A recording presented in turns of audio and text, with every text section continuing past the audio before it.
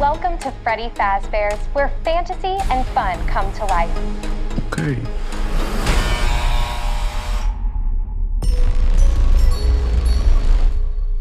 You must be new security guard. Can I help you, officer? Have you met them yet? Met who? Them.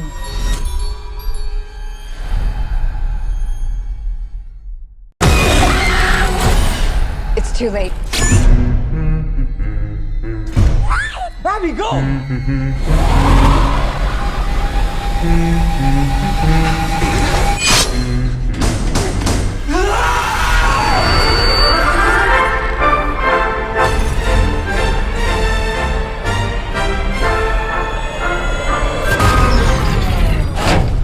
Where to? Why do I always get the weirdos?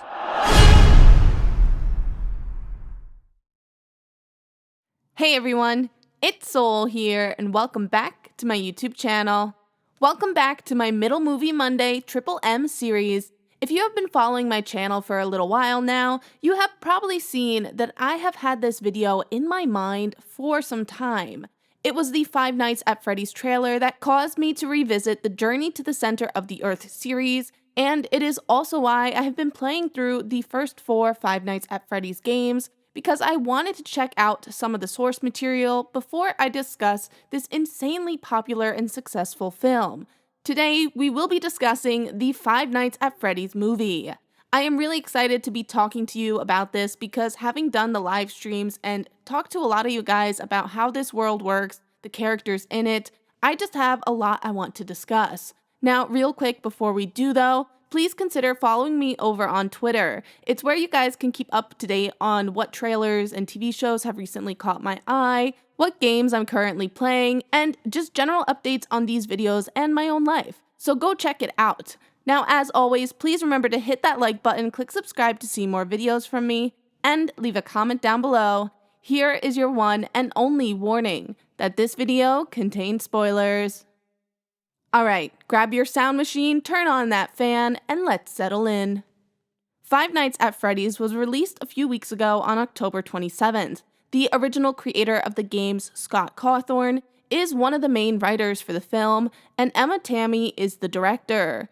The movie stars Josh Hutcherson as our lead character Mike, Abby is played by the young and talented Piper Rubio, Vanessa is played by Elizabeth Lale, William Afton is played by Matthew Lilliard, Aunt Jan is played by Mary Stuart Masterson, and Kate Connor Sterling is Max. We also have some guest cameos from Matt Pat and Corey X Kenshin having actual speaking roles in the film, as well as quite a few other notable Five Nights at Freddy's YouTubers and streamers appearing on an Employee of the Month board in Freddy's itself. The film follows our main character Mike as we are first introduced to him watching him beat up a random father in the mall, which causes him to lose his job. He then goes to a career aid center in order to try and find another job so that he can support himself and his younger sister Abby. Abby apparently struggles to talk and socialize in school as she spends most of her day talking to her imaginary friends and drawing pictures with them. Abby's struggles and Mike's own issues surrounding his apparent paranoia of children being abducted stems from a tragic event in his childhood in which his younger brother Garrett was actually stolen away and never seen again. This caused a lot of problems for him and his parents, which led to both of his parents sadly dying and Mike being left to raise his younger sister. Michael ends up taking the only job available, which is a night shift security guard position at this rundown pizza joint called Freddy Fazbear's. Despite his issues with PTSD and the sleep troubles that are caused by his brother's abduction 20-ish years ago, Mike still tries to power through and stay awake on the job. But Mike ends up falling asleep and his dreams start to change when he is there, with the addition of 5 mysterious children appearing in it. After not having a babysitter for Abby, he takes her to work and she ends up saying that her imaginary friends are actually the animatronics. Things then start to take an eerie turn after Mike learns from Vanessa, who is this sketchy police officer that keeps showing up at Freddy's. She tells him that the missing children that disappeared in the 80s are actually dead and are somehow possessing and controlling the animatronics. After some crazy fort building and a misunderstood agreement between Mike and one of the ghost children, Mike ends up having to fight against these spirits, aka the animatronics, in order to save his sister before she is killed and placed in one of the other animatronic suits. In one final showdown, William Afton appears as he is seen controlling the spirits of the children through the use of the drawings on the wall in order to try and attack Mike.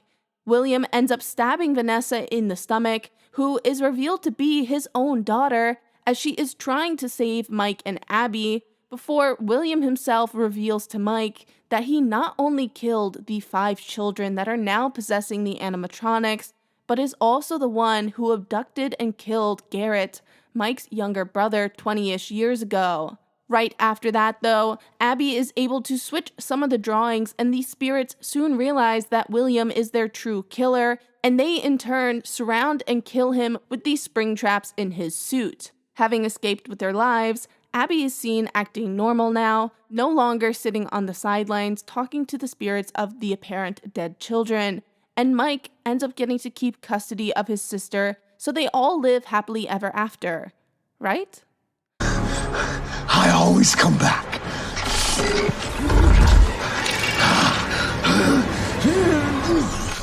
Now, while the movie itself is very easy to understand and follow in terms of the plotline, the games and the original lore is so incredibly difficult to learn now. It probably would have been so much easier if I had just kept up with it when the games first came out, but here is my best attempt to explain some of the lore of the games. And I do apologize in advance to any of you who are crazy obsessed and know all of the lore, because I will be the first to admit that this is a very rough outline of the lore of the first couple of games. Now, the movie itself is somewhat based on the lore and the events of the first and third games, and much like the movie, the first game starts off with Mike Schmidt, who takes the job of a security guard at this rundown pizza place from the 80s. He has some difficulties with these wandering animatronics, but ultimately he survives. During this game, we hear through the phone calls of an incident called the Bite of 87, in which one animatronic bit off the frontal lobe of a child, and the kid somehow lives. That's just a bit of an important detail for you to remember later on. Now, the second game actually appears to take place in 1987, with a different security guard working there, as well as multiple different kinds of animatronics. We also get the first sort of confirmation through the mini-games in this second game that it is indeed dead children who were supposedly killed by a mysterious purple figure that has left the kids haunting and controlling these animatronics. Now, in the third game, we get an introduction to the animatronic called Springtrap, who, again, through these mini-games, is revealed to be that purple murderous figure from the second game. We also get a scene that is very similar to the end of the film, in which the children, as animatronics, surround and kill the person who, in the games, is seen climbing into the animatronic suit. This purple figure is eventually revealed to be William Afton. In the fourth game that we get to, it takes place in a totally different setting, with us outside of the security guard position and inside the room of a child who is terrified and scared of the animatronic figures approaching his bedroom.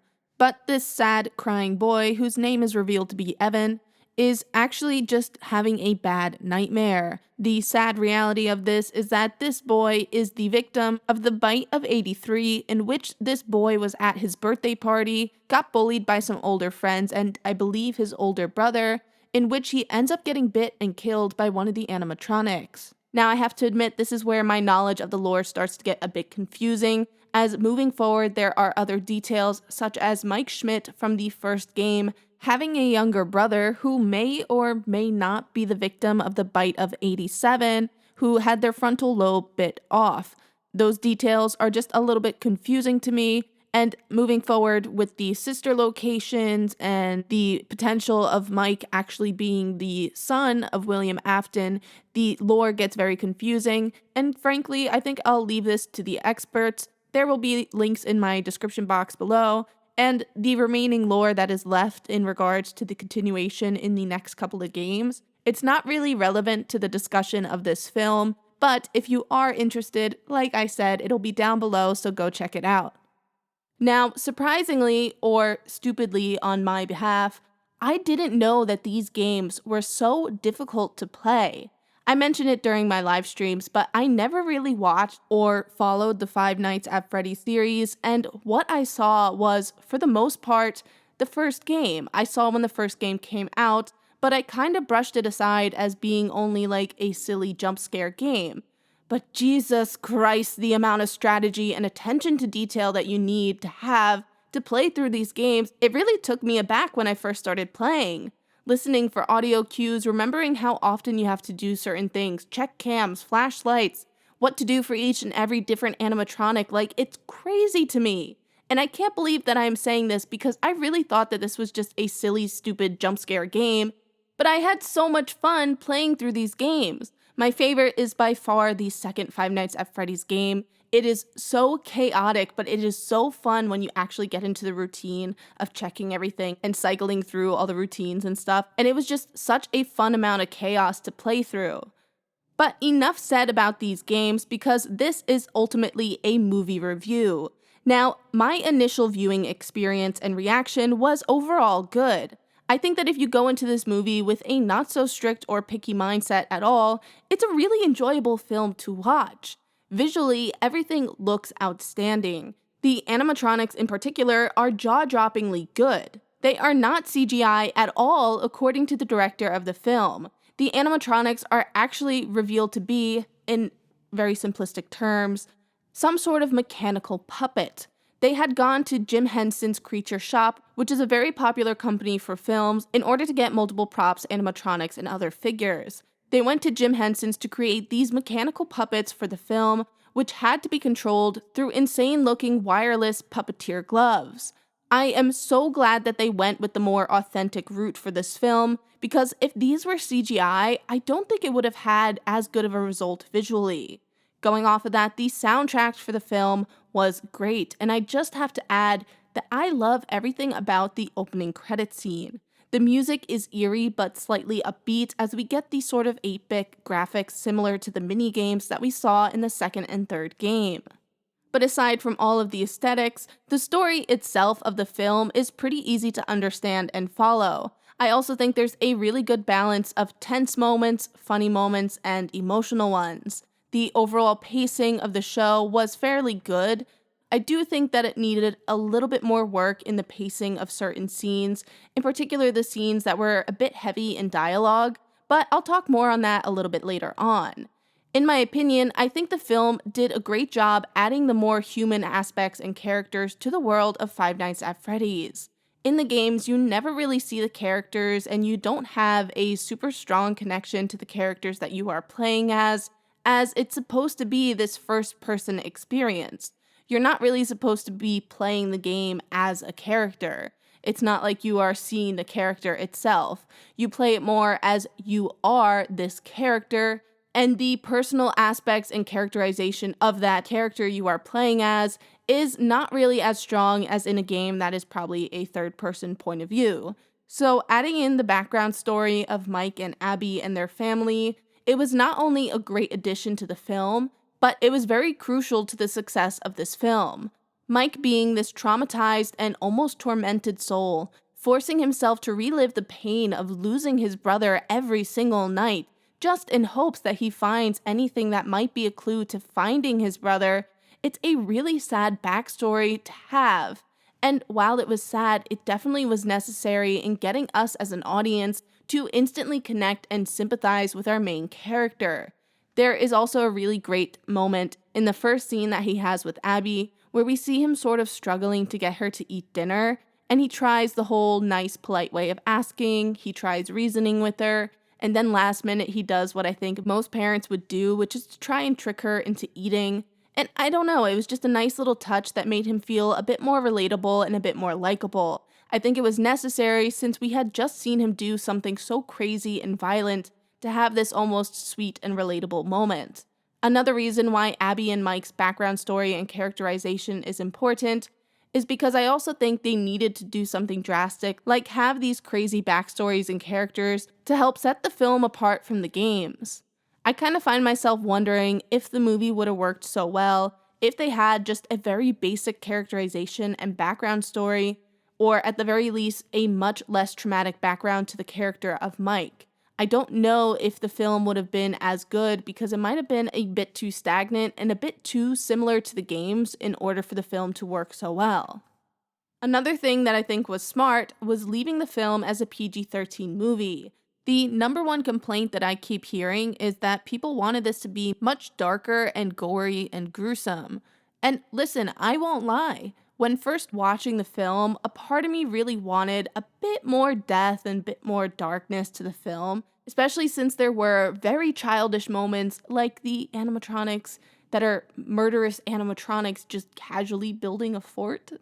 It was a bit too silly sometimes, but ultimately I do think that leaving it PG-13 was the right decision because at the end of the day, the age range of the fans of this game is so vast. I mean, the people that stream and play these games more often than not have a younger fan base. So leaving this film at minimal to no cursing, implied deaths rather than on-screen gory deaths, I definitely think it was the smart thing to do. But while I enjoyed watching the film a lot, the dialogue between Mike and Vanessa was a bit off sometimes. Like, Mike really needs to learn how to have a normal conversation without trauma dumping because some of these scenes, the shifts in the tones was just huge jumps that were so bad to watch. And listen, I know that it's PG-13 and I know that it's ultimately a video game adaptation, so who cares about the dialogue, right? But I mean, this scene right here, it was a bit painful. The jump or the shift in energy was a bit too much, and I had to pause the movie, and my friend and I were just laughing our butts off at this scene because the jump that Mike makes of being almost arrested to telling this random stranger his entire life story, it was just a bit quick of a jump. And I know she kind of asked for an explanation, but I don't think she meant to hear his entire background story. That's a bit extreme. I also think the fact that the transition happened so quickly in terms of the energy and the pacing from these three scenes. We get the scene of the people breaking into Freddy's getting killed, then Vanessa showing up at the door really angry, and then all of a sudden we're at this really slow, touching, and emotional moment. I think those three things happened really fast. It just could have used a bit smoother of a transition. In all honesty, if Josh Hutcherson wasn't giving it his all in these scenes, they probably wouldn't have been as passable. Like, he really carried some of these heavy dialogue moments. I also think that Vanessa's character is purposely written in this strange way. I mean, we know that she is written in a purposely mysterious and off setting. The energy and tone of her character in the first half is meant to be like that, but it sadly came off just a bit strange to me. And I don't know exactly what it is, but I've been racking my brain since watching the movie trying to figure out what that tiny little detail is that just isn't clicking right with her character, because the actress herself is phenomenal. But it could be just one tiny little thing that makes this scene not fully work for me. It could be something as simple as the on-screen chemistry with her and Josh isn't as synchronous as it should be, especially because those tiny little shifts or that tiny bit of disconnect is so obvious in a cast that is this small. The tiniest of details can sadly throw off the feeling and the tone of the scene or a character, and there is something off. I'm getting so frustrated because I can't put my finger on what exactly it is. I will say, though, that watching the film a second time definitely made these scenes and Vanessa's character as a whole flow and move a bit smoother throughout the show. I guess my small detail that I feel is missing, or my off feelings towards Vanessa's character, it could just be summed up to the fact that that is what the writers and producers wanted. She is truly a mystery through and through, and while a lot of her actions in the first half of the film make sense the second time viewing, she is as a whole still a bit off and confusing. You'd never really get to know her entire character by the end of the film. A lot of Vanessa's strange characteristics and demeanor is definitely a lot more understandable on the second time watching when you realize that she is trying to protect her father while also trying to protect Mike and Abby. But going off of that, I kind of wish that we got answers from Vanessa on why she decided to stay quiet, and not even just stay quiet. She hid her father's past while actively taking part in helping him kill more people and hide the truth of his past and present actions. I wish we got a lot more insight on her motives and her mindset, because she is clearly angry and upset with her father's horrible actions and decisions, so why not right the wrongs and expose him? I guess I don't really like how she remains a mystery by the end of the film. I really wish we got some explanations on why she did what she did. I do like where they were going with her character, but like I said, there is just that one little thing that feels off and I can't put my finger on it. And out of all the characters in the entire movie, I do think that hers would probably be the one that would need just a smidge more work.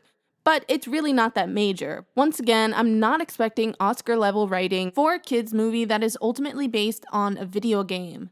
Moving on to a slightly more silly topic, where in the heck are they taking all of these bodies? And why are they not addressing it at the end? The main body or person that I'm thinking of is Aunt Jan's death. She is just murdered in the living room and is left there. But then by the end, she's magically gone and Mike and Abby don't seem to care or ask what happened to her. And also, based on how we see 5 other people get killed in this film by the animatronics, where are all these bodies going? And why not, at the end of everything, have the real police come in and find them? Why wouldn't Mike and Abby want to help the spirits of these children be freed from the animatronics? Give their bodies a proper burial. Let their spirits rest. Like, it's just a bit weird to me and kind of silly, but I guess if they do that, there wouldn't be a chance for a sequel, which it looks like we might end up getting in the future. And with that said, I think I discussed all of the key points that I wanted to regarding this film. I really enjoyed watching this movie, and I actually hope that they make a sequel because I'd be interested in learning more about Vanessa's character. I'd also be interested to see which aspects they would end up adapting for the second film. The real animatronic puppets was so nice to see on screen because in a world of CGI, it really makes a huge difference visually to have practical effects like this. Vanessa's character was a nice addition, but I do think that out of all of the characters, hers could have been just a little bit more polished off. But then again, like I said, this is a video game adaptation. The original video games themselves don't have such strict and linear storylines and lore to them, so it is more than okay to have this slightly subpar writing on her character and in some of the transitions and dialogue scenes. That is just me being a little picky. I would absolutely love to hear your thoughts down below. Did you like that it's a bit more childish? Would you have wanted something more serious and gory? And one last thing before I go, I just have to say a massive thank you to all of you guys on screen right now for hanging out with me in my live streams and sharing your knowledge of the Five Nights at Freddy's lore, because I would not have been able to play through successfully all 4 of the Five Nights at Freddy's games if it wasn't for you guys.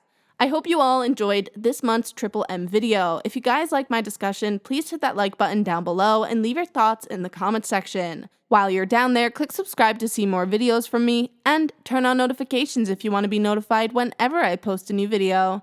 Thanks for watching, everyone, and I will see you future souls next time. Bye, guys!